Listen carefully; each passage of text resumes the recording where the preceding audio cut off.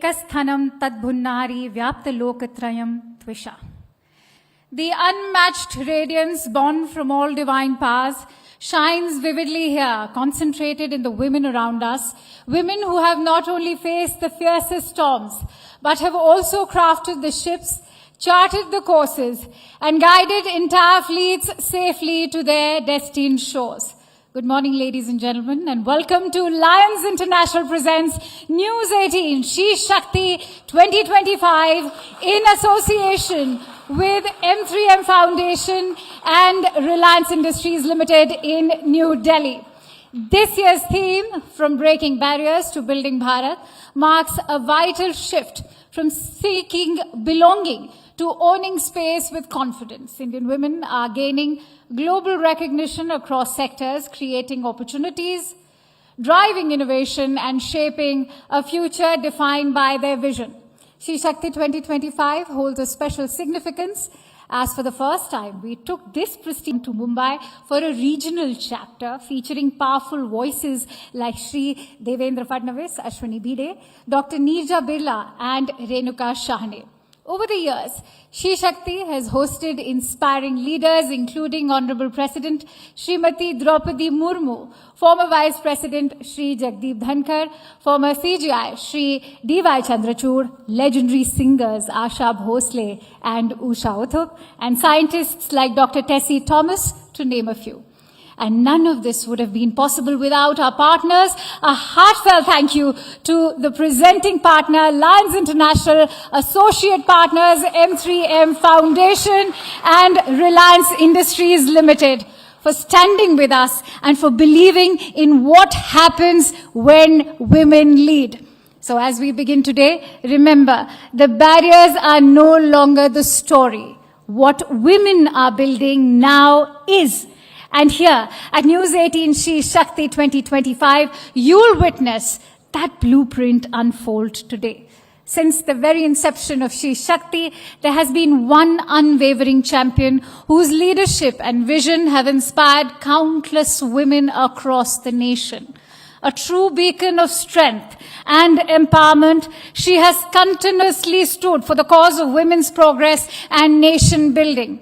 It is now our distinct honor to present a special message from this remarkable leader. Please turn your attention to the screen for a video message from our Honorable President of India, Srimati Draupadi Murmu. Ladies and gentlemen, a huge round of applause, please. नमस्कार। वर्ष 2023 में महिला सशक्तिकरण पर केंद्रित SheShakti कार्यक्रम के शुभारंभ का अवसर मुझे मिला था। मुझे ये जानकर प्रसन्नता हुई है कि इस कार्यक्रम की प्रतिष्ठा बढ़ रही है। इस कार्यक्रम की सार्थकता इसलिए बढ़ जाती है कि ये केवल कुछ गिनी चुनी महिलाओं की उपलब्धियों को सामने लाने का उत्सव नहीं है, बल्कि संपूर्ण नारी जाति की असीम क्षमताओं को उजागर करने का महत्वपूर्ण प्रयास है। भारतीय संस्कृति में महिलाओं को शक्ति का साक्षात स्वरूप माना गया है, श्रद्धेय माना गया है। श्रद्धा स्वरूपा नारी की अधिक से अधिक मान्यता देने तथा बड़े से बड़ा उत्तरदायित्व देने की सोच के साथ आज हमारा देश आगे बढ़ रहा है। वैज्ञानिक, इंजीनियर, डॉक्टर, सैनिक, कलाकार, उद्यमी, खिलाड़ी, शिक्षाविद, समाजसेवी, नीति निर्माता तथा अनेक अन्य भूमिकाओं में महिला नित नई शिखर हासिल कर रही है। वे अब अवसर दिए जाने का इंतजार नहीं कर रही है, वे स्वयं ही आगे बढ़ रही है तथा दृढ़ विश्वास के साथ नेतृत्व प्रदान कर रही है।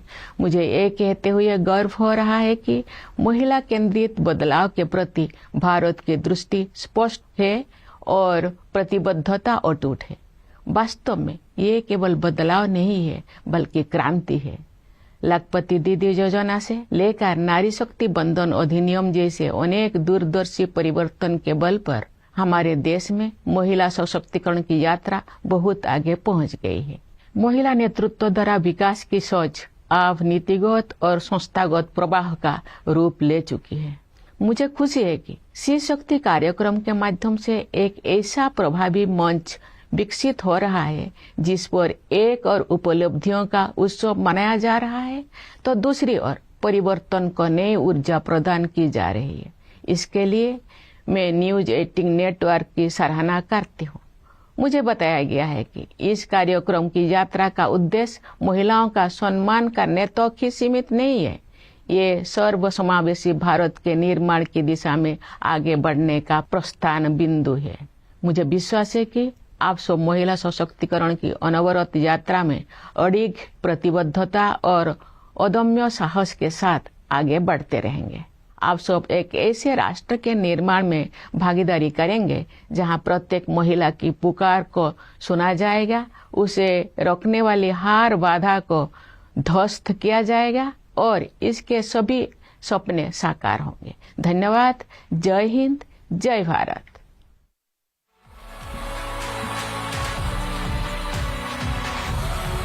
Thank you, Honorable President Srimati Draupadi Murmu ji, for your deeply inspiring words. Your vision reminds us why SheShakti exists, not just to celebrate women, but to amplify their power to shape our nation's future. Before we move ahead, did you know that the first Lions Club in India was established in 1956?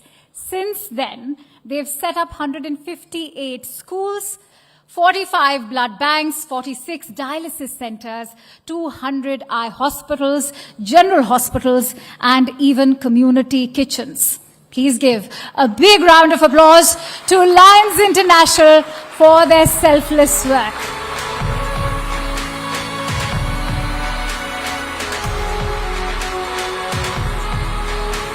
Next up, we shift gears to a session that brings together power, protocol, and global perspective. In today's interconnected world, diplomacy is more than just protocols and formalities. It's about building bridges, forging trust, and redefining leadership on a global scale. As women take their place at the helm of international relations, their unique perspective brings empathy, agility, and fresh thinking to every challenge that arises.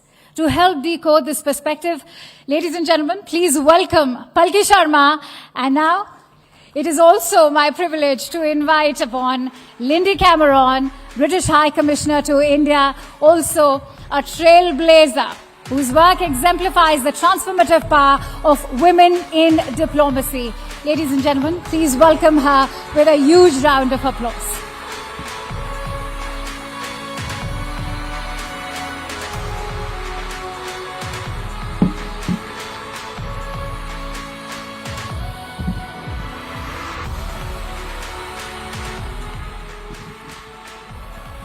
Good morning.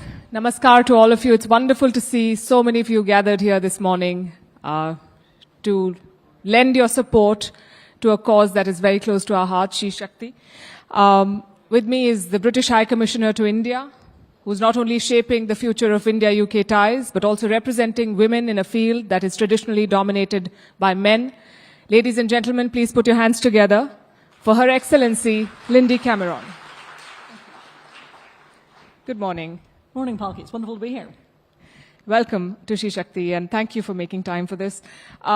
You've had a long and diverse career as a diplomat, and as Akanksha said, that the world is changing, and women are bringing their unique perspective. But back when you started, the world was very different. What is it that drew you towards diplomacy, and what is it that keeps you going when you face challenges, which I'm sure you face many of? Thank you so much. The truth is, I'm actually a bit of an accidental diplomat. I started my career in the private sector at McKinsey, but I really wanted a career that would allow me to travel the world and to make a difference. So I actually ended up moving from the private sector into government work through working in development. And the early part of my career was largely in DFID, the UK's Department for International Development, trying to make a difference to lives, including women's lives around the world. But I was born in Belfast, and so in many ways I think I was inexorably drawn back to countries in conflict and to trying to tackle some of the most difficult development challenges we faced. So I found myself increasingly working in countries like the Balkans, in Iraq, in Afghanistan, in Syria, some of the world's hardest places. And that drew me into the wider national security conversation. So I've ended up with a career that has spanned everything from development to national security. If you'd asked me 27 years ago when I joined the government how long I planned to stay, I think it would have been for about 2 years. But frankly, every time I've changed jobs, I've ended up with an even more interesting challenge to face. And this one is probably the biggest of all. And I'm sure there have been moments in your career when the odds were stacked against you. How did you navigate those, and how did you turn the moment around? And did you at any point feel that this is happening because you're a woman, or did you think that it just comes with the job? Oh, there have certainly been many moments that I felt that, whether that was walking into a room full of technologists and cyber geeks as the CEO of the National Cybersecurity Centre, a profession actually in many ways started by women, but actually now very dominated by men.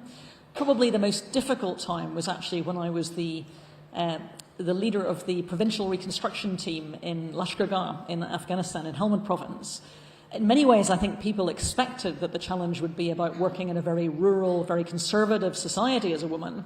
But in fact, my biggest challenge was dealing with some of my coalition military colleagues who were culturally less used to working with women, and particularly less used, I think, to taking direction from younger civilian women.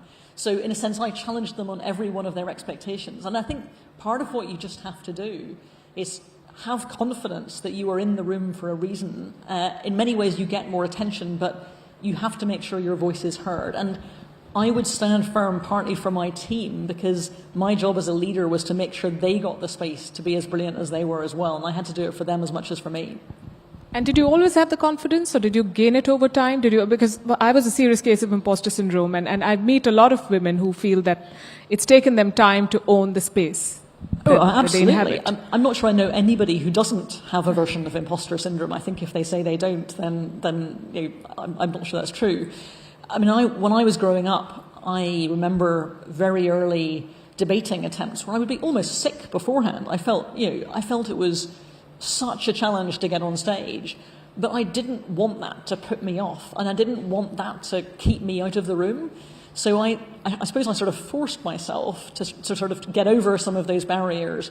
And actually, in many ways, I think the more you do that, the more you begin to enjoy it, and the more you realise that you have a voice that deserves to be heard. So I would say to people out there, go ahead, do the things that scare you, practice a little bit, and I think then you get the adrenaline rush that comes with being able to do things you didn't think you were able to do.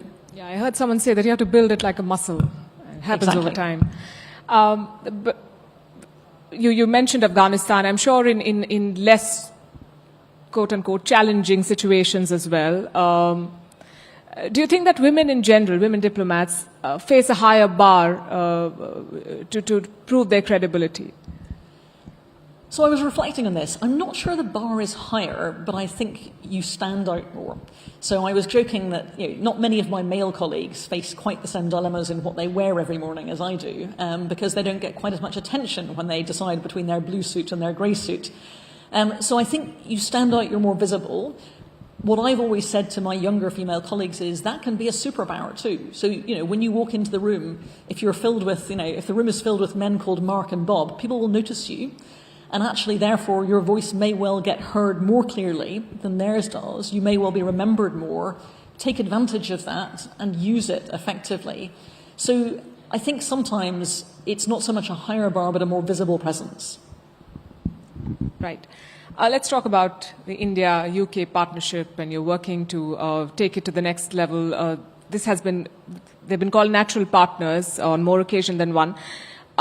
From your experience and from your vantage point, what is it that makes this partnership so unique? So I think it really is an extraordinary partnership, and I feel very lucky to be here right now, because I think we've just celebrated that extraordinary partnership with the Prime Minister's visit to Chequers, not only to watch our trade ministers signing the comprehensive trade agreement, but also actually to launch the new Vision 2035, which is the vision of what the UK-India partnership can be in the future. I mean, I do think we are natural partners. We have a complicated history. There's no getting around it. But I think that complicated history also brings us many shared cultural reference points. It brings us at least one common language, arguably many more common languages. It brings us reference points, for example, when British universities come to India, of places that people are familiar with, football teams that people know. But also, more importantly, we are the world's 6th and 4th biggest economies. We are two countries that really matter in the global system.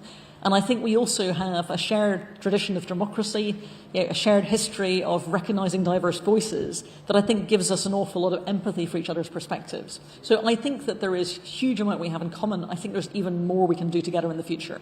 Absolutely. And you mentioned shared language. We have more English speakers in India than in the UK.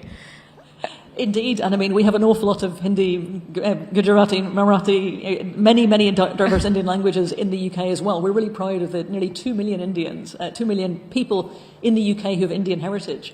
And I think that's, again, one of our superpowers, is there's a huge connectivity between the people as well, so in many languages. Where do you see the most exciting opportunities in this partnership going forward? It's a tough choice. I mean, I think the single most exciting opportunity has to be in terms of what we can do for both the UK and India's growth. The trade deal we just signed will add, I think it's £25 billion to our trade between two countries, 5 to the UK's GDP in the long run. It has massive potential for both economies. I was just talking to some of my business colleagues this morning. There is such excitement out there about what investors in both directions can do. This isn't just about trade. This is about Indian businesses investing in the UK, UK businesses investing in India. So I think we both see the massive potential for both of our economies. I mean, who would not want to be part of a growth story where an economy is growing at 6.5% a year? Who would not want to be part of a market that has 1.4 billion consumers in it? And so I think so many British businesses see India as such an exciting and growing market. But actually also, businesses that come to the UK realise the UK is not their traditional old-fashioned stereotype. I was joking that one of my Indian government colleagues got out of the train at Cambridge expecting to see the Dreaming Spires and realised he was in the middle of a science park. The UK's economy has really dramatically changed in the last few years, and that focus on innovation and technology is huge. But I think, again, it's not just growth and business, it's also education in particular. I think there is such an exciting potential in terms of helping to be part of India's story of implementing the new education partnership, implementing the opportunities in Gift City. We've got 7 UK universities that already want to be part of that. I was at the opening of the University of Southampton's campus here in Haryana, in fact in Gurugram, only a month or so ago. And there are many more that want to follow. So growth, education, but also actually in areas like defence. And I think there are real opportunities with the Made in India campaign to think about the partnerships between British businesses and Indian businesses in thinking about diversifying India's defence sector, for example. Right, lots to work on. Britain has also been vocal on issues like climate change, migration, diversity. How do these themes play into your work here in India? One of the great things about being High Commissioner to India is that almost everything plays into this job. I think there is no issue in which India is not one of the most important voices and players in the world, and I think that is no more true anywhere than it is on climate change. India both sees the consequences in terms of adaptation challenges of climate change that is already happening, but also India's journey and the energy that India will need to grow the economy for Viksit Bharat in 2047 will be part of the story about the future of climate change as well.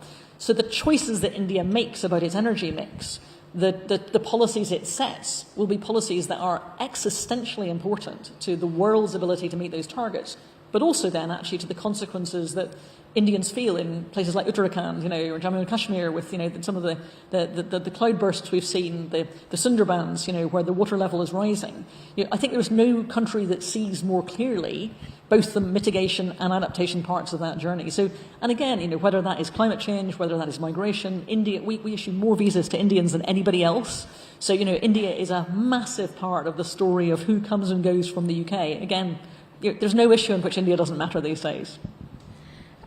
Global power equations are changing, and that's an understatement. There are partnerships that are evolving, but there are some constants as well. How do you see India's position on the global stage and its role as a leader of the global south?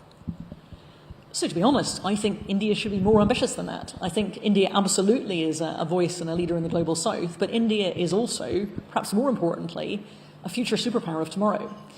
So I think that as India evolves, as India grows economically, as it becomes impossible to ignore India, and also given its geographic, geostrategic positioning, I think that that India will play an ever more important role. And that's one of the reasons we see the UK-India partnership as so important for the future, because India's voice will be ever stronger, ever more important on the world stage on every issue. I think Indian Prime Ministers of tomorrow, and indeed today, will find there are very few issues in which people don't want to know what India's perspective is and in which that doesn't influence global issues. As a diplomat, in all professions, we've seen how technology has disrupted the way we work and the way we go about our business. Diplomacy has changed too. It has moved out of closed rooms. It has moved to TikTok and Twitter and now Truth Social. How do you deal with that? Do you think that's a good change? I think it's an inevitable change. I'm fortunate because I was the CEO of the UK's National Cybersecurity Centre, which is our world-leading centre for cybersecurity, and absolutely part of the deep heart of our technology and security ecosystems in the UK. So I was very privileged to learn about technology from many of the geeks who know more about it than anybody else. I was at the first ever AI summit at Bletchley Park, the home of computing in many ways, where computing was used to break the Enigma codes in the Second World War. And I heard the voices of people who were predicting what was going to happen, actually, frankly, today. When I sort of use ChatGPT, when I look at how to use Copilot in my work, I think one of the really important things is that we use the tools we have to advance our ability as humans, as a network. But some of this is not new. One of my good friends in the Foreign Office is a man called Tom Fletcher, who's now actually the Undersecretary General for Humanitarian Affairs at the UN, and he wrote a book called The Naked Diplomat, I think probably 10 years ago now, talking about the shift in diplomacy and the need to communicate to a wider audience. So, a bigger part of my job now is talking to people like you, to audiences like this, than perhaps it might have been for my predecessors 25 or maybe 50 years ago. But I still do think a lot of diplomacy is conducted on the public stage, but actually the quiet rooms still matter. If you go back to the trade deal we've just signed, I'm sure you've heard Piyush Goyal talking about the importance of his vegan chocolate ice cream walk in the park with our trade minister. It's the quiet moments between politicians where many of those critical relationships of trust are built. And I saw for myself at Chequers with the amazing atmosphere there. You could cut it, but it was fantastic. It was just so warm and friendly. And I saw all of those relationships that I'd helped to support being built really coming to fruition with the kind of public deal that we were signing. But much of that was done in closed negotiation rooms behind closed doors as much as it was done in a public space. But do you worry that there's a new crop of leaders, or an old new crop of leaders, that prefer spectacle over substance or substantive conversations? I don't think it's so much about leaders. I think it's more about the audience. I think if you think about the way that all of us consume our news, all of us follow world events, which evolves, year by year, generation by generation, I think that in many ways it challenges all of our leaders to have to think differently about the image they present. One of the big challenges for leaders, I think, is that you are facing both, for every leader, both a national audience and an international audience at the same time. And I think that's something that has completely transformed their jobs. You mentioned you were in Afghanistan, a conflict zone, and now we have two major wars in Gaza and Ukraine, and many more conflicts. Do you feel that women bring a different dimension to peace building, and do they get enough say? I think it's a really good question. So do they get enough say? Absolutely not enough. You can never have too much, I think. It is really clear that peace processes that involve women last better, are more resilient. I saw that for myself. I grew up in Northern Ireland, and women played a really important role in the peace process in Northern Ireland in thinking about how it would stick, but also in, frankly, making sure that it happened. Because women also disproportionately pay the price for conflict, whether they are victims of sexual violence, whether they're excluded from the workforce. I think that it's the costs that women bear of conflict, which are extreme, that mean that they are some of the most vocal advocates for peace. And some of the work I'm really proud of that we've done over 25 years of the Women, Peace and Security Initiative is actually to really drive the importance of women's voices in that peace process. We have a real champion now in our gender envoy, Harriet Harman, who is a long-standing voice for the advocate of the voices of women in peace. And I think that it's really important those voices get heard, but it's also really important we keep focusing on the costs and prices that women pay and think about how we can address those issues as well. Right, and there is a whole movement on feminine foreign policy, and there were reports during the pandemic that countries led by women responded better. So there's something to say for that. But the world often talks about power in terms of hard power, soft power, now increasingly smart power, which is a mix of the two. Do you think that women leaders are redefining power? Is there a different template or a playbook that they use? So I'm not sure it's about redefining the playbook, and I was very privileged to meet Joseph Nye, who is the architect of many of these terms, and who redefined the concepts that we have. But I think it's more that the space changes when women enter it. So I spent so much of my career, and you probably did too, walking into boardrooms and rooms where I was the only woman in the room, or one of a very small minority. Expected to nod and smile. Well, indeed, exactly. I mean, those spaces change when we populate it. When we go in, I know for myself the conversations are different. The conversations are different when you're the only one. The conversations are different when you have a critical mass. The conversations change again when you're in the majority, and sometimes that now happens, fortunately. So I think we redefine the space, and I think that helps us to change the conversation. I'm not sure there's something very particular and unique, but I think it changes that conversation in space.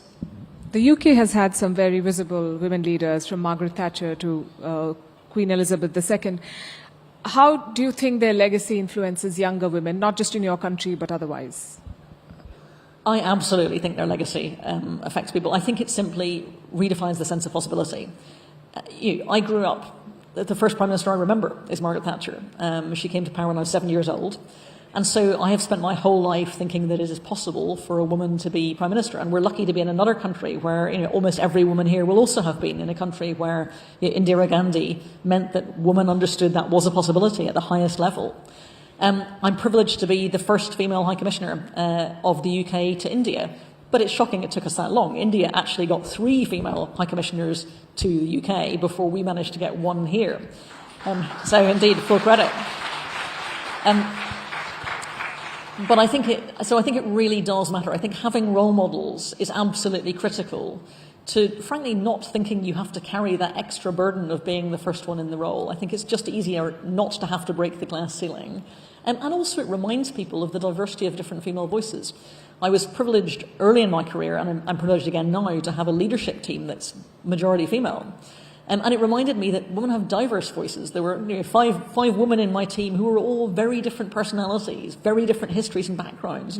Women are not a single group, in a sense. They are a huge diversity of political perspectives, experience, styles, personalities. And I think the more women we have in the room, the easier it is to define them as unique individuals rather than simply as women. One of my favorite stories of Margaret Thatcher, I think she was studying chemistry, and then she applied for a job. I remember reading that she was turned down, and the reason that was noted for her being turned down was that she had a mind of her own. Well, she showed she had a mind of her own. Well, thank goodness she got to express it later. I should have said, you referred to our former late Queen Elizabeth II. We refer to her as the UK's best diplomat. I mean, her long history of engaging with, I can't remember how many US presidents, for example, was an absolute triumph of diplomacy over many years. I mean, she was so skilled, such an absolute master at that technique. Final question. One piece of advice for young women who want to be diplomats and young women who generally want to make something of their careers and themselves. So I would say, when you look at the room and you don't see enough women in it, don't let that hold you back. Get in there. Go and create the room that you want to see for the people who come after you. So do it not just for yourself and know that you can do it, but also do it for the people who come after you. Fantastic. Thank you very much, High Commissioner Cameron, for reminding us that leadership is not about where you stand, it's about how you pave the way for others who will follow. Wonderful talking to you.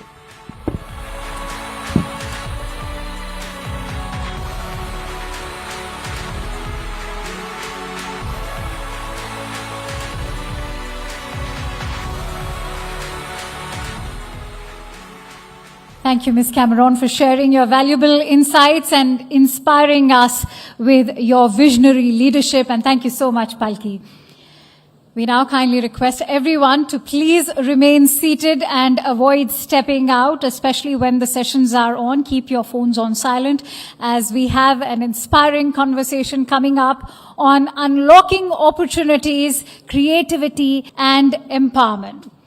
Let's turn to a conversation that sits at the intersection of creativity, social impact, and even policy, where ideas are not just imagined but turned into real change. From empowering marginalized communities to building cultural institutions and shaping state-level women's rights agendas, our next panel brings together women whose work bridges art, action, and advocacy. To lead this conversation, ladies and gentlemen, please welcome Shivani Gupta, and also joining her on stage is going to be Miss Meera Shenoy, who is the founder at Youth for Jobs. Ladies and gentlemen, let's have a huge round of applause for our esteemed guests. Let me also invite upon Richa Agarwal, who's the chairperson at the Kolkata Center for Creativity and also the CEO at Imami Art. Ms. Babita Chauhan, who is the president at the Uttar Pradesh State Women's Commission. Ladies and gentlemen, let's welcome them with a huge round of applause, please. Thank you. Shivani, the stage is all yours. Thank you so much for that introduction. Thank you for the lovely audience for being here. And a big thanks to our guests for being on the podium as well. I'll just very quickly give you a brief understanding of what we're going to be talking about. But we have to acknowledge the fact that on stage with me is almost a decade of experience of working not just with women, but, for example, Meera Shenoy works with the disabled. She's known as the system changer when it comes in the disability space. Richa Agarwal is someone who is recognizing the voices of Bengali artists today and keeping them contemporary. And Babita Chauhan, of course, as a politician, as someone who's been associated with the Lions Club, and now as part of the state's Women Commission, does know a thing or two about what women need, particularly in this age and era. Babita ji, मैं आप ही के साथ शुरू करना चाहती हूँ. आप बहुत सालों से सोशल वर्क कर रहे हो. आप एक पॉलिटिशियन रहे हो, लायंस क्लब आगरा को आपने फाउंड भी किया है, और अब आप यूपी स्टेट कमीशन के साथ हो. मैं आपसे ये पूछना चाहती हूँ कि इस सदी में क्या दिक्कतें सबसे ज्यादा महिलाएं फेस कर रही हैं आज भी? देखिए, बहुत बहुत धन्यवाद. पहले तो मैं आपका बहुत शुक्रिया अदा करती हूँ न्यूज़ 18 का, और सेकंड क्योंकि जब तक स्पॉन्सर अच्छे नहीं होते हैं तो शायद प्रोग्राम करने में भी उतनी आसानी नहीं होती है. इसलिए लायंस क्लब इंटरनेशनल का भी बहुत बहुत धन्यवाद देती हूँ कि जी इतने अच्छे प्रोग्राम करने के लिए और आपका सहयोग कर रहे हैं. तो जैसा आपने कहा कि देखिए, मैं कहती हूँ कि महिलाओं के लिए अगर महिलाओं की बात की जाए तो इस सदी की बात नहीं, महिलाओं को चैलेंजेस तो हमेशा से फेस करने पड़े ही हैं. लेकिन आज अगर मैं बात कहूँ तो अगर हम महिला सशक्तिकरण की बात करते हैं, और जैसा शी शक्ति आपने नाम दिया हुआ है, तो कहते हैं कि महिला हूँ कुछ भी कर सकती हूँ, वो है. पर जैसा अगर चैलेंज की बात करूँ तो मैं शायद इस वक्त हम चैलेंज अपने आप से खुद का ही चैलेंज है, क्योंकि एनवायरनमेंट बहुत अच्छा है और मुझे लगता है कि इससे अच्छा मौका कभी महिलाओं को नहीं मिल सकता जो आज है महिलाओं को कुछ भी कर गुजरने का. क्योंकि आज मैं कह सकती हूँ कि महिलाएं आंगन से लेकर अंतरिक्ष तक दौड़ लगा रही हैं. तो मुझे लगता है कि थोड़ी सी अगर समझदारी से काम लें और थोड़ा सा माहौल को समझने की कोशिश करें, अपनी ताकत को पहचानें कि वो क्या अच्छा कर सकती हैं और क्या उनमें कितनी क्षमताएं हैं. जिस दिन वो अपनी क्षमताओं को पहचान लेंगी उस दिन उन्हें दुनिया में कोई रोकने वाला नहीं है और वो बहुत आसानी से आगे बढ़ जाएंगी. ये बात आप ही नहीं कह रहे हो, ये बात हमेशा एज विमेन हम भी डिस्कस करते हैं कि थोड़ा लैक ऑफ कॉन्फिडेंस होता है. अगर विमेन में खुद ही सबसे ज्यादा कॉन्फिडेंस हो तो शायद उन्हें किसी और चीज की जरूरत ही ना पड़े. Richa, do you agree with this that actually you make your opportunities, you make your environment, and if women deal with more self-confidence, and there's nothing that can stop them. And is this something that you learn with women artists as well? Absolutely, but before I start, I'd like to thank all of you for having us over. It really helps to have a platform like this to talk about the women's voices, because as much as we'd like to believe that women are the minority, we're still 50% of the population. So really, do we need someone to come and empower us or to push us? It's all there, it's ours. To take is what all of us believe in. And, just to give you a little example of why and where we started, at my center in Calcutta, we have an installation called Disobedience. जो ये installation है ये kinetic installation है, तो जब आप उसके through चलते हैं वो अपने आप खुल जाता है. And we keep telling people walk through it, and the artist calls it disobedience because it didn't obey her. It takes instructions of the person walking through it. But what we have realized and seen over the years, and what really is our driving force, is that वो पहला कदम लेना ज़रूरी है. आप कदम लीजिए खाली आगे. I mean, women, we create magic day after day. We bring our children up, and my very wise grandmother told me once कि it's only strong women who can bring up strong children. We bring our boys up to be so strong, so why not the girls? Absolutely. Meera ji, आपने बहुत सालों तक काम किया है, बहुत सारी गवर्नमेंट्स और कई सैकड़ों कंपनीज के साथ काम किया है. आप डिसेबल्ड लोगों को स्किल करते हैं रूरल अर्बन एरियाज में, सब स्पेसेस में. From your point of view, because you work specially with those who need even more help, if I can put it like that, from your point of view, how far have we come in enabling women in doing what they want to do? First of all, let me compliment Network 18. I think this recognition is so timely because every time I go anywhere, it's amazing to see these women with a strong voice, whether it's the grassroots, whether it's the startups, all women who say their fathers don't understand what they're doing, but they are obsessed with a good idea. Youth for Jobs, the organization which I've set up, works with young men and women with disabilities to ensure that they come out of poverty, they're independent, and they have a voice. And the pathway for us is to give them trainings and livelihoods, whether a job or enterprise. And for this, we work as a system changer with companies, with governments, at the grassroots, in the cities. So I'm going to just talk about an intersection of creativity and arts and the work I do. I've always believed that creativity must be honed. The creative skills of even the most vulnerable women with disabilities, men with disabilities must be honed. So sometime back, I started something called the Global Ability Photography Challenge. Okay, this is to train youth with disabilities at the grassroots, army people who've got injured, to teach them photography, and then the challenge is thrown open globally. I did it all alone because my team is busy doing other things. We have 320 people, but everyone is busy skilling and doing other things. Last year, the UN and UNESCO asked me if I can take them as partners on board. So we had the event at the UNESCO office. So I thought, ये साल मैं अच्छा award बनाऊंगी. I asked who's the best designer in the country. They said Michael Foley. When he heard the story, he said, मैं free करूँगी. I wanted to curate it. I didn't know any curator in Delhi. मैं तो Hyderabad से हूँ. So someone gave me the number of someone called Devika. They said she's a hotshot. She's the only one who works in Paris. Don't tell I gave you the number. So मैंने उसको phone किया and she said no time. I said give me a time for an elevator pitch. She not only did it free, but she did a super job at the UNESCO office. And then I want to tell you this part. On LinkedIn, I got this post from this 10th grader in Texas. Okay? She said, I've been tracking this, not just art. We collect funds by giving music lessons. We've collected $4,000. Can we give it to you? So we got that. And the event was super. There was a girl with disability who was completely losing her eyesight. And this was the last photograph of hers which she'd ever shoot. And that was a winner. So everyone died, the parents, us.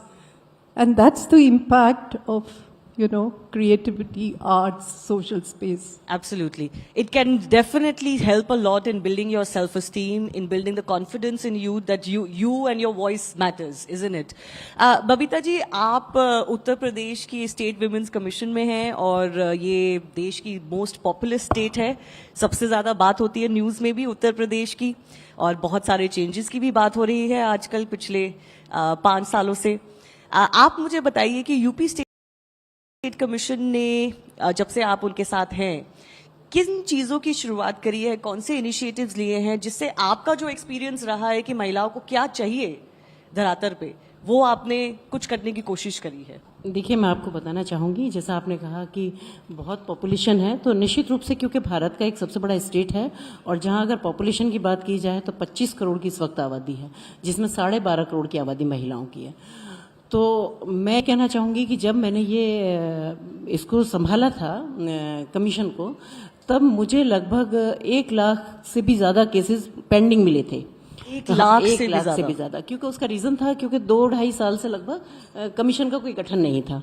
तो निश्चित रूप से क्योंकि बड़ा state है तो बड़ी problems भी हैं, और क्योंकि आज महिलाओं की अगर बात की जाए तो हर फील्ड में वो काम कर रही हैं, तो इसलिए हर फील्ड से ही प्रॉब्लम्स आती हैं. तो ऐसा नहीं है कि जो महिलाएं काम नहीं कर रही हैं उन्हीं की प्रॉब्लम्स आती हैं. अब आपको उनकी भी प्रॉब्लम्स आती हैं जो वर्क प्लेस में हैं. चलिए, बीच में मैं थोड़ा सा ही बताती हूँ आपको कि मुझे भी अपने ऊपर थोड़ा प्राउड फील करती हूँ मैं कि इतने बड़े स्टेट की कमीशन की चेयरमैन होने के बावजूद जो कमीशन एक थोड़ा सा आप समझ सकते हो कि थोड़ा एक हाई स्टैंडर्ड होने की वजह से एक बड़े बड़े लोगों में एक प्रचलित था कि भाई एक महिला आयोग है और वहाँ अगर महिलाएं जाएंगी तो उनकी समस्याएं सुनी जाएंगी. लेकिन आज मैं कह सकती हूँ कि जो घर में काम करने वाली महिलाएं, उनको भी ये पता है कि अगर हम महिला आयोग जाएंगे तो हमारे साथ न्याय होगा. तो आज उस लेवल की कार्रवाई मेरे यहाँ हो रही है. इसकी वजह यह है क्योंकि शायद मेरी जो कार्यशैली है वो इस तरह की रही. और आपने जो कहा कि क्योंकि जैसा आपका क्वेश्चन था कि मैंने ऐसा क्या सोचा लोगों के बारे में, तो देखिए क्या है कि महिलाओं में, जैसा हम सब जानते हैं कि बहुत काबिलियत है, उनका एक प्लेटफॉर्म की जरूरत है. जैसे मैं अगर अपनी भी बात करूं तो मैं कह सकती हूं कि लायंस क्लब एक ऐसा प्लेटफॉर्म भी मुझे मिला था कि जिसको मुझे इतना बड़ा प्रदेश संभालने में मुझे बहुत आसानी हुई, राइट.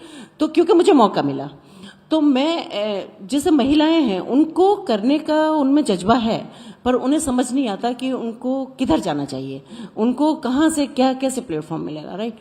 तो मेरा जो सोचना है, क्योंकि बहुत सारी आबादी है जैसा आपको पता है, और महिलाओं को अभी वो फील्ड तो नहीं मिल पा रहा है जिसके काबिल वो हैं. पर इसके लिए मैं कहना चाहूँगी जरूर कि अब जो सरकारों की अगर बात की जाए, चाहे वो केंद्र में है चाहे वो अगर उत्तर प्रदेश सरकार की बात करूँगी मैं, क्योंकि थोड़ा पॉलिटिकल हूँ तो बात तो करूँगी, तो इसलिए मुझे लगता है कि वहाँ का जो एनवायरनमेंट है वो महिलाओं के लिए पूरा उनको सपोर्ट करने वाला एनवायरनमेंट है. तो मैं ये बताना चाहूँगी कि जब मैं इसमें आयोग में आई थी तो मुझे बहुत सारी चीज़ें ऐसी थी, क्योंकि रोज केस ऐसे आते हैं मेरे पास जो महिलाओं से जुड़े होते हैं, तो उसमें बहुत सारी चीज़ें ऐसी थी कि जिसको जो बेसिक चीज़ें थी देखने में छोटी लगती थी लेकिन कभी गौर नहीं किया गया. और मैं आपको कह सकती हूँ कि जो मैं जब यहाँ आई थी तो मैंने कुछ निर्णय ऐसे लिए थे जो फर्स्ट टाइम थे मेरे, शायद 2 या 3 महीने के बाद ही, कि जिसको आप लोगों ने भी बहुत अप्रिशिएट किया और बहुत दिन तक, मुझे लगता है लगभग हफ्ते 10 दिन तक उसको मीडिया ने कवर किया. तो उसमें था जैसे जिम का था, मेरा बुटीक था, पार्लर था, ये था. तो मेरा मानना ये था, मैं शॉर्ट में आपको बताऊंगी क्योंकि लॉन्ग में तो बहुत बड़ा हो जाएगा, क्योंकि मेरा मानना ये था, इस तरह के 10 पॉइंट थे कि जब हम महिलाओं को आत्मनिर्भर बनाने की बात करते हैं और ये इनको बिजनेस देने वाली भी महिलाएं, आज चाहे जिम भी हैं, चाहे वो पार्लर हैं, बुटीक हैं, तो यहाँ ज़्यादातर कस्टमर जितनी भी हैं, मुझे लगता है कि जिम जैसी जगह की भी बात करें तो 80 और 70% महिलाएं होती हैं, लड़कियां महिलाएं होती हैं. तो वहाँ भी, लेकिन आपको कहीं भी ऐसा नहीं लगेगा कि वहाँ कहीं महिला जॉब कर रही हैं, लड़कियां या जॉब कर रही हैं. लड़कियां या तो होंगी तो वो रिसेप्शन पे होंगी या वो पानी वानी पिलाने का काम कर रही होंगी. यही हाल बुटीक का था, या ये हम पार्लर की बात कर सकते हैं जो बड़े बड़े पार्लर हैं उनमें भी, जिसमें सैलरी भी अच्छी होती है. तो मैंने जब ये कहा था कि मैं चाहती हूँ कि जहाँ महिला अगर कस्टमर है तो वहाँ महिलाओं को जॉब जरूर मिलना चाहिए, है ना, कि महिलाओं के यूज हम वहाँ भी कर लेते हैं कई बार अपनी ज़रूरतों के हिसाब से, कि जहाँ महिलाओं का काम नहीं है लेकिन वहाँ भी महिला काम कर रही है, लेकिन जहाँ महिलाओं का काम है और वहाँ महिलाएं नहीं पहुँच पा रही हैं. तो इसका मेरा 2 उद्देश्य थे. एक तो महिलाओं की सुरक्षा की दृष्टि से भी, क्योंकि इससे रिलेटेड भी मेरे पास बहुत केस आते थे. दूसरा ये था भी कि महिलाओं को रोजगार की भी एक संभावनाएं बहुत बढ़ जाती हैं, क्योंकि आजकल ये आपने देखा है कि अगर दिल्ली जैसे शहर की बात करूं तो हजारों की तादाद में जिम और ये सारी चीजें हैं। तो मैं कहती हूँ अगर एक एक महिला भी वहां होगी तो इंडिपेंडेंट बनेगी, उतनी महिलाओं को रोजगार मिलेगा, तो क्या बुराई है। तो ये कुछ ऐसी चीजें थी। तो मेरा जो उद्देश्य है वो यही है कि मैं महिलाओं को कैसे मुख्य धारा में जोड़ सकती हूँ। मेरा कहना हमेशा ये रहता है कि जो अप्रोचेबल है, जो महिलाएं पढ़ी लिखी हैं, जो उनको पता है कि हमें अपनी अप्रोच कहाँ लगानी है, तो उन तक अप्रोच वाले भी पहुंच जाते हैं और वो अप्रोच जहां उनको करनी होती है वो वहां भी राइट जगह पहुंच जाती है। लेकिन जिनको ये समझ तो है कि हमें अपने अधिकारों के बारे में भी जानना है या हमें इस चीज की इसको अपनी बात को वहां रखना है, लेकिन उनके पास सुविधाएं नहीं होती। और सुविधाएं नहीं होती इसलिए हम कह सकते हैं ये वाली जो कैटेगरी है ये बहुत लंबी है, बहुत बड़ी तादाद में है। तो मेरा सिर्फ यही रहता है कि मैं वहां तक उन लोगों तक पहुंचूं कि जहां तक कोई नहीं पहुंच पाता है, और उन लोगों को आगे लेके आऊं, क्योंकि मुझे पता है कि अगर सचमुच में शक्ति की बात की जाए तो वहां शक्ति है और वो कुछ भी कर सकती है अगर उनको अच्छा प्लेटफॉर्म मिले। Before I go across to Richa, because आप विमेन स्टेट कमीशन में काम करते हैं, मीडिया में सबसे ज्यादा सेक्सुअल हरासमेंट या इससे रिलेटेड विमेन हरासमेंट की केसेस बहुत ज्यादा आते हैं। उन केसेस को कैसे कम किया जाए? मतलब ये जो एक पर्टिकुलर क्राइम अगेंस्ट विमेन की जो प्रॉब्लम है हमारी सोसाइटी में, जो सबसे ज्यादा शायद महिलाओं को उसका डर रहता है कि अगर वो अपने घर से बाहर निकले या घर में भी उससे बहुत मेंटल स्कारिंग हो जाती है, उनसे उनके करियर भी खत्म हो जाते हैं कभी कभी। ये जो शोषण की जो प्रॉब्लम है, स्पेसिफिकली सेक्सुअल हरासमेंट की प्रॉब्लम, इसको कैसे एज अ सोसाइटी हम डील करें? बिल्कुल, देखिए वैसे तो मैं आपको बताना चाहूंगी कि अगर पिछले 5 साल के आंकड़े आप देखेंगे तो दिन पर दिन वो कम होते जा रहे हैं। अब ऐसा नहीं है, क्योंकि ये है कि अब थोड़ा जागरूक है महिलाएं तो बता पाती हैं, लेकिन इसके लिए भी बहुत सारी चीजें ऐसी हैं कि जैसे जहां काम करती हैं महिलाएं, तो जैसे फैक्ट्री है या ऑफिस है या कुछ भी है, मतलब मैं आपको ये अपनी वुमेन कमीशन की बातें बता रही हूँ कि जहां उन्होंने एक आपको भी पता होगा ये तो, कि और आपके यहाँ भी शायद होगा कि वहां एक सोसाइटी बनाई जाती है, तो जिसमें 10 लोगों को नामित किया जाता है। बनाई तो वो पहले से जाती है, लेकिन कभी इन चीजों पे गौर ही नहीं किया गया।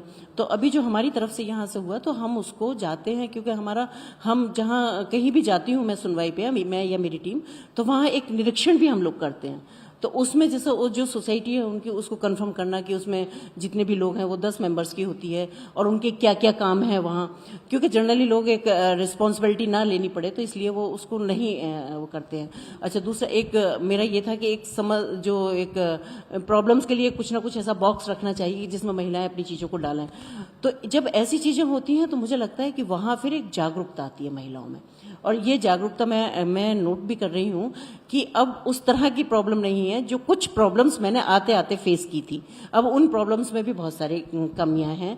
और दूसरा एक जो सबसे बड़ी चीज है कि अभी थोड़ा सा महिलाओं को अपने अधिकारों के बारे में जानकारी नहीं है, क्योंकि जिनके इतने सारे राइट्स हैं कि मुझे लगता है कि अगर जिस दिन वो जान जाएंगी उस दिन जो हरसमेंट होता है या ये ऐसे कुछ चीजें होती हैं वो शायद ना के बराबर रह जाएंगी। है ना? So you're saying that more awareness is the key. If women knew more about what they should expect, not just in their houses but also in their workplaces, and knew where to go when they are facing a challenge, then that automatically, solves half the problem, because I think women face a lot of problems in just voicing their issues, not just opinions, but also if they're facing an issue. But Richa, she deals with cases of actual, harassment or crimes. Meera ji is helping disabled. You're helping in the field of art and also artisans. These are not really fields we think of when we think of women empowerment, or we think of the economy, for example, when we think of breaking barriers or building Bharat. So you share your experience of how the work that you do actually shapes the economy on the ground. So Shivani, what we have seen again and again is at multiple levels, it's the women who do work back home, but they're really not appreciated. जैसे artisans जो घर पे काम करते हैं, their husbands, their sons, their fathers, they bring the product and give it at the stores. So it's actually the women who are doing work who really need to be appreciated for the input that they are put in. I also would differ here, saying that there is one amount of submissiveness that women feel at multiple levels because they feel they don't have the confidence to go and talk. I think we have seen it again and again with senior voices. Younger voices are a little bolder now because they're probably a little more exposed to the urban culture. They see that there is a safe place to go and talk, or the whole concept of community building is a little stronger, where women talk to each other a little more easily about things that are not right. जो पहले एक generation में था ना कि घर पे कुछ ठीक नहीं हुआ है या आपके साथ कुछ ठीक नहीं हुआ है, उसके बारे में बात मत करो, सब आपको बदनाम करेंगे. That whole concept has changed now, where younger girls, because of support groups, because of the policies that are coming out within the industry, within in our country, internationally also, women now know that there is a safe space where they can go. There are organizations, जैसे आपके organizations हैं, and who are there with a very strong voice, who are available, and who are doing genuine groundwork. It's not. So I think it's more about being supportive of each other. It's more about collaborative efforts and also taking ownership of what you are doing, not doing the work and letting someone else take the credit. I think that. So how do you promote that? How do you promote that in female artisans, that, you know, they should be the face of the product and not just somebody who can take it to the shop? It's a challenge. It's a challenge, really. But again, what we have done at multiple levels in the city in Calcutta is we invite the artisans to come and create their product at the center, hands-on. So they are talking their language, they are explaining what they do, they are explaining their kala. Indian kala, Indian artisans are all story-based. उन लोग जब कुछ बनाते हैं ना, साथ में उसके साथ एक गाना भी गाते हैं, which is talking about the long-term legacy. That whole narrative was changing and people were becoming very functional or very commercial, again because of the gap between the urban and the rural population. So bringing these people out and saying, खाली आप और हम अलग भाषा बोल रहे हैं, आपका कला के लिए आपको ला रहे हैं, so you're the hero over here. I think just empowering them, even one person in one village goes back with the story, and then you have 10 more coming. So it's more of a ripple effect. It's not like wanting to create a tsunami at one go. You create a ripple and wait for it to grow, because these people have been shirked or cheated at many levels by many people, many intermediaries who have come in. What we need to do is really rebuild their confidence on us and say, we want to do genuine work. We believe in your work. Do the women get the money today of the work that they're doing more than they used to get, their fair share? I think so. I think a lot of us are very conscious about that. And I mean, the fashion industry has taken a complete U-turn, I think, going back to the artisanal. I hear a lot of it, even with the architects, that they send their interns into the villages to understand the pain that goes into creating a craft. It doesn't happen overnight. It's not easy. It's not sasta. And one thing which I think all of us have to understand, when we travel internationally, we pick up something from the rasta over there and then we sajao it in our homes right in front, saying this is from that trip. Whereas when you pick something up from within the country, within the city, you take it home and then you give it to your buyer and say, देखो हम वहाँ से लेके आए थे, ठीक ठाक है तुम ले जाओ. We need to change our narrative. We need to understand and appreciate ourselves a little more. And I think, again, it's about creating that ripple effect. My team is 90% women, and I wanted to get in peons also, women, and my HR put a hard stop. They said, that's not okay. In fact, one of our colleagues, my director, her son came in. He asked me, he said, Auntie, is it even legal to have only women on your team? So I think it's just about empowering each other and strengthening each other, appreciating what we have.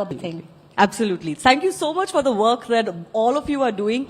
Meera ji, I want you to share the challenges that you're facing.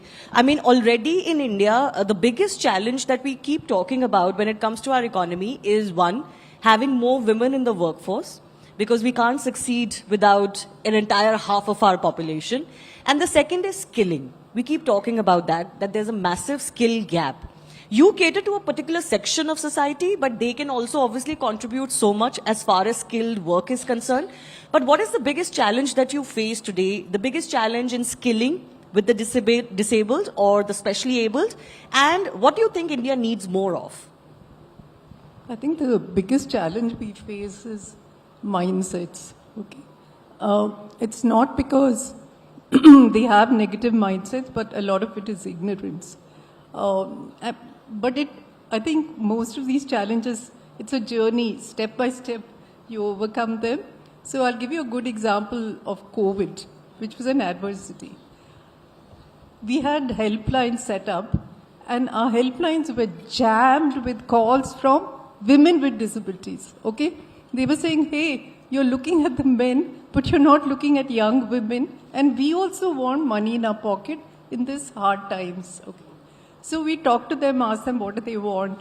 They wanted to do their housework in the morning and lessons in the afternoon, okay? The biggest supporter for us were mothers, okay? Because when they heard that these were trainings which were job linked, all of them supported us. So word of mouth of mothers, again women, became the biggest support for us.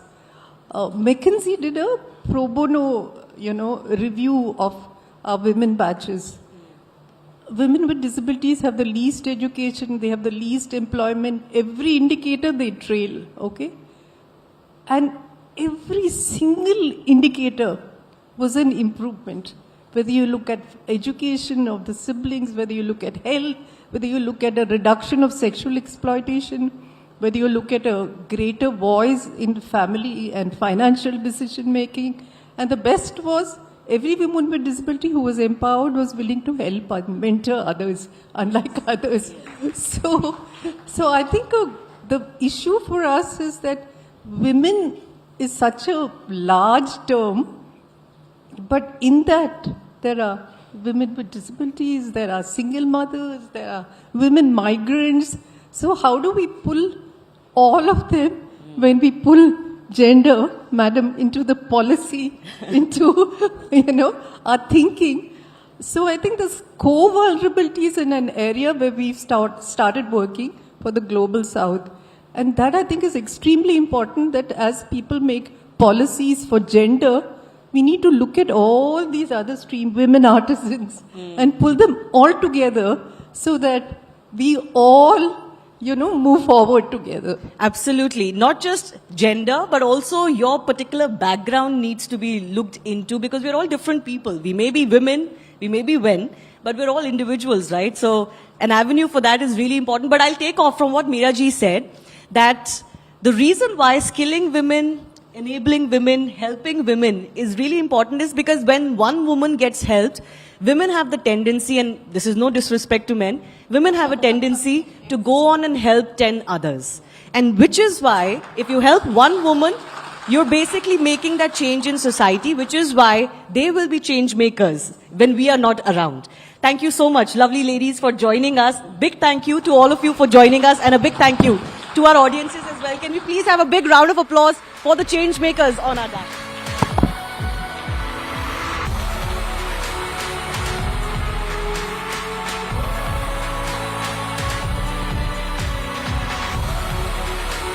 A big thank you to our incredible panelists for showing us what it truly means to turn passion into purpose and ideas into impact. And a big thank you to Shivani too.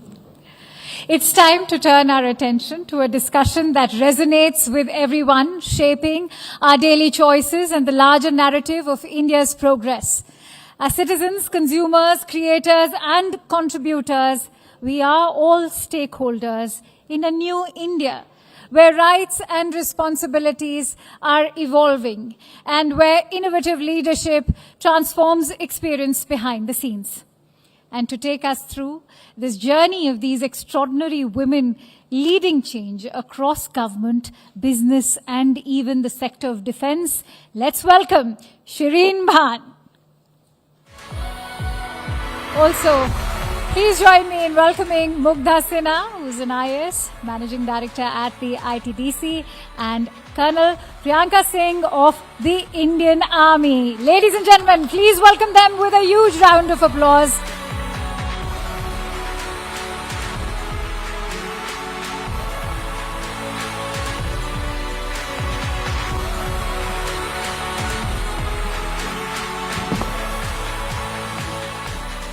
Good morning, ladies and gentlemen. What an absolute pleasure it is to be back here for the third edition of SheShakti with a wonderful set of guests to start our conversations with this morning.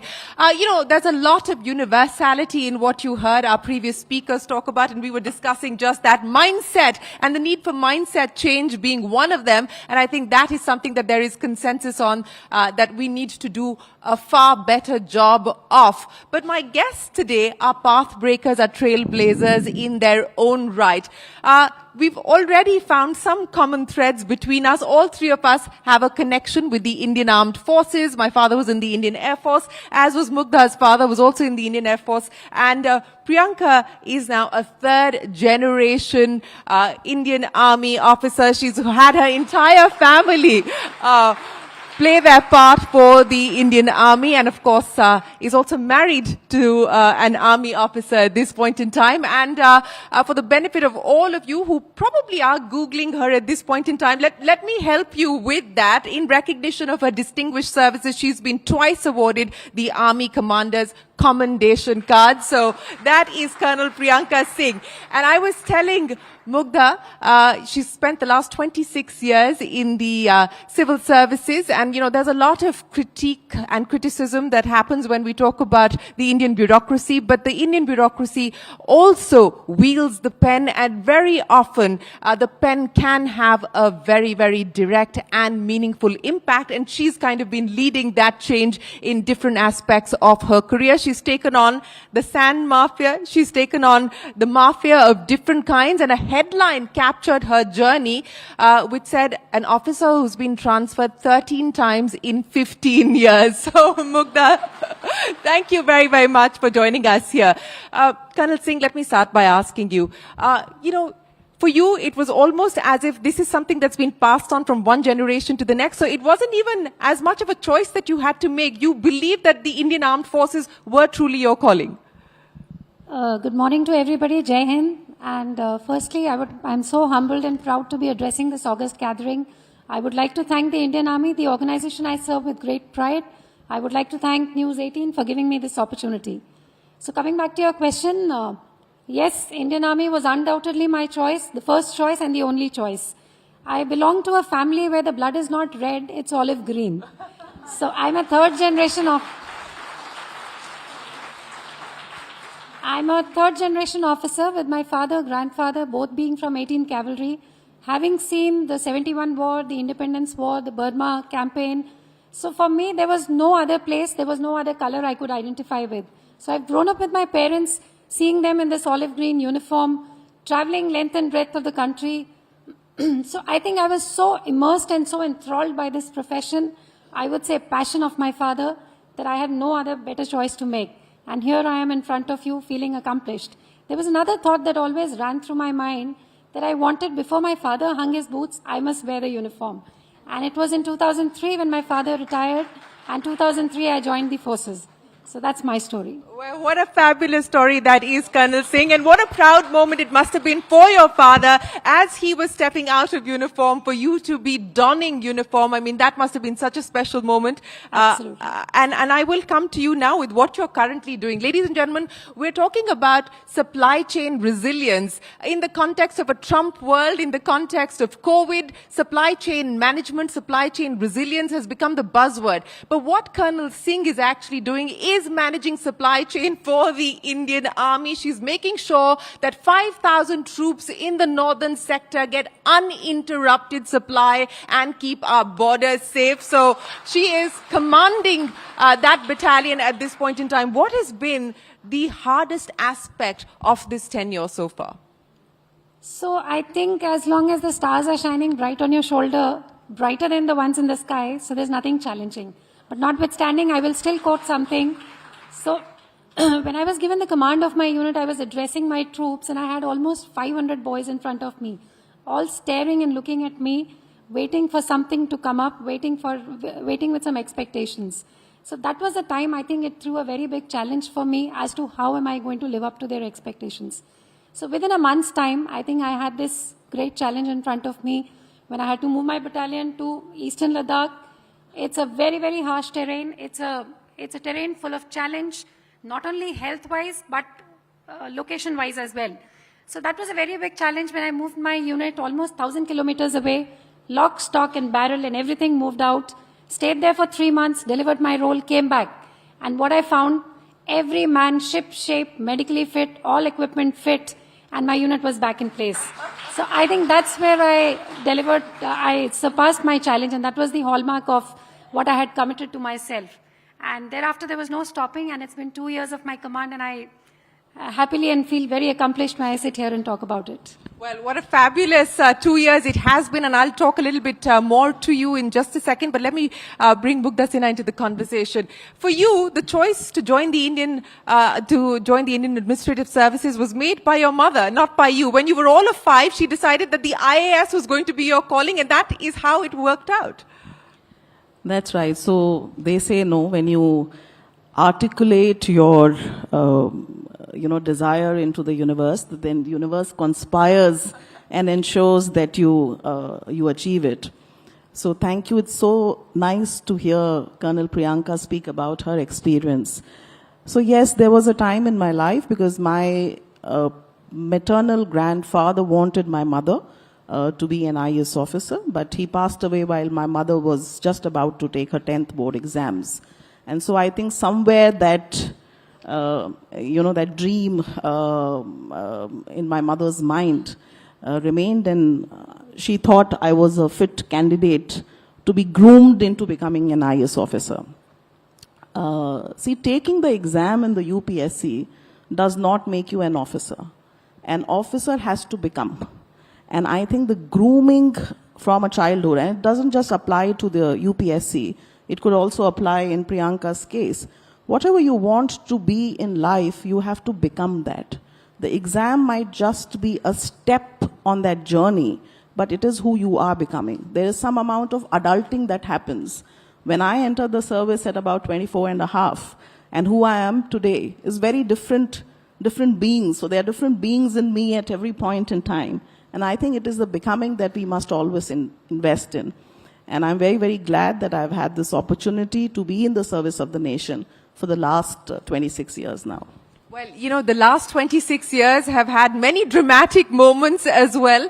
And as you rightly said, that, we evolve. And I think women more so. What was it like when you actually started your career, all at the age of 24? What were some of the challenges that you faced then? We talked about mindset and whether mindsets have actually changed. Have they really, truly? So I think, yes, we heard the last panel people talk about mindset. I, joined the service straight from college, So I was in LSR and then JNU, and I was a frock-wearing college petite. Frock-wearing? Yes, college girl. I was into skirts and frocks, and suddenly that adulting happened, and I wore my third time my sari at the interview, and then thereafter turned into a lady after becoming, coming into the IAS. So that transition happened there. But, your grooming in the service happens when you start doing your independent assignments. And I'm extremely grateful to my first mentor, and I'll never forget to recognize him, because he was a stalwart in the service, a man of integrity, a man of character, who gave me a lot of opportunity, who actually groomed me, much like my mother who groomed me to be an IAS officer. When I joined the service, he actually groomed me. And when people talk of gender and they talk of how women help women, if you get a woman in the right place, your grooming will happen. But I have found that, there's a good balance. I'm kind of believe in the Buddha's middle path always, and I see that, we have to coexist. The two halves of the world have to coexist. And it is very, very important to understand how men and women can work together. I'll give you one small example from the same gentleman.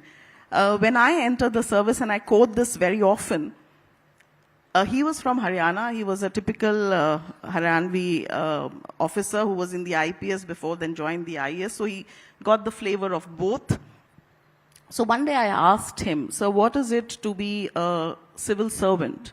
And it was not a gendered question, but the answer came in this manner. He said, "Dekh chori, if you are a man, resourceful, outgoing, dynamic." I said, "Oh." And I said, what is it to be a lady officer? You know, because as she said, once you don the uniform, you are just an officer. We don't face challenges which are physical like she does. We face challenges which are more psychological or more of the cranial or the cerebral matter. So then I had to ask him that question. And he said, hardworking, sincere, obedient. I said, oh. So coming from JNU and being slightly argumentative, I could not resist myself. And I said, sir, I've been given to understand that I'm hardworking, sincere, and obedient, and that's why I'm here. I've cleared the exam. But in college, they also made me understand that I was outgoing, resourceful, and dynamic. So why can't I be both? So he said, Dekh chori, you want to be a homemaker or a homebreaker? I said, but it's not about homemaking or breaking. Where did home come into the office space? Yeah. You know, but that was the mindset when I began from a very, very good mentor. You know, I would wear without sleeve salwar kameez, and he told me, Dekh chori, agar successful hona hai na, तो ये बंद बाजू के कपड़े पहनो. मैंने कहा sir Udaipur में तो लोग पूरा बैकलेस पहनते हैं, तनी वाला कपड़ा पहनते हैं, वो तो गांव में भी लोग तनी वाला कपड़ा पहनते हैं, and you are asking me to wear full sleeves. You know, so these are mindsets, and I think the more we create silos in society, you know, talking of emphasizing gender, because it's not just gender, it's gender, class, community, religion, everything. How many divisions will you create? I think we need to coexist and co-collaborate, because life is all about teamwork. You know, marriage is teamwork. Office is teamwork. So I believe in getting these civil service and civil society is teamwork. So I think I would want to be the bridge that transcends all these diversities and understands the nuances that are there. And I don't think that only women can help, though I believe in the sisterhood of women. I want women to have each other's back. Yeah. But I also feel that sometimes, you know, it's people who are secure, comfortable in your own skin, who can do better, whether they are women or whether they are men.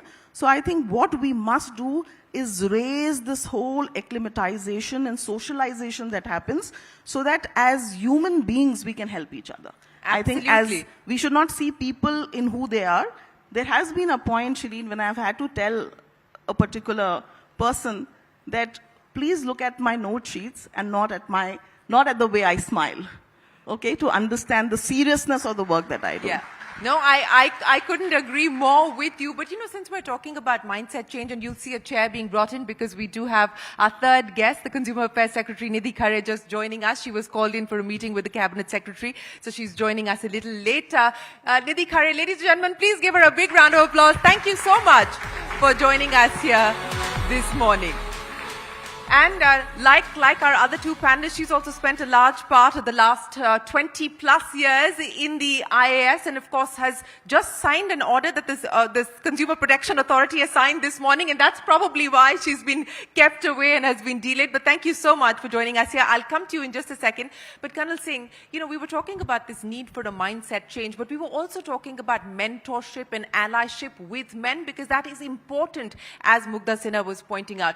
In the Indian Army, I mean, that's what, you know, you've been surrounded by men, not by women. In fact, the women are few and far between. What has that been like, and how have you dealt with channeling your own energy and spreading the message across that this is a service that other women should consider? So as far as what ma'am just brought out, that it's a teamwork in the organization. It's not about gender. It's not about men, women. If you see the Indian Army, it's only numerically it's more men. But if you see the work, it's capability, it's togetherness, it's cohesiveness, it's a teamwork that matters. So I would just give you an example of when I just joined the SSB. I was interviewed by the SSB. That system was so methodologically correct that it saw no gender. All it saw was your capability, your officer-like qualities. No male, no female. Coming on to my training, the training methodology is absolutely neutral. And now I talk about having got commissioned into the Indian Army. Since then until date, I think neutrality is the environment in which I grew up. So I first take this opportunity to thank all the men who've helped me grow up and come and sit here. And they are the ones who've guided me, who've mentored me. So let me tell you, when you're commanding a unit or when you're commanding a body of troops, your men look at you as an individual and not as a lady or a man. They look at you as a person who can guide them, who can lead them by self-example or various other things. So they are looking at you as a person who has the capability to do that, and not as a person whether you're a man or a woman. So I think Indian Army is a very good example of gender neutrality, as I can tell you with great conviction that I'm sitting here because of that fact.